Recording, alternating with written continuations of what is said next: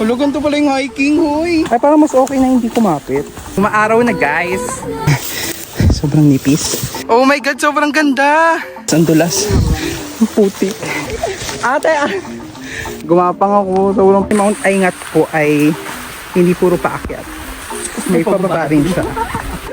Naharangan ng ulan kasi. At ang bagyo ay dumaan. Grabe, tingnan mo! Oh my God! Sobrang saya! Mount Aingat Summit. Ayan na yung ulan. Challenging part of the hike. Yes, ang pababa, tapos umuulan. Yes. Dulas ako. Wala pa na. Ang sarap mabuhay, guys. Kung alam nyo lang, you should try this also. It's worth it. Sobrang saya.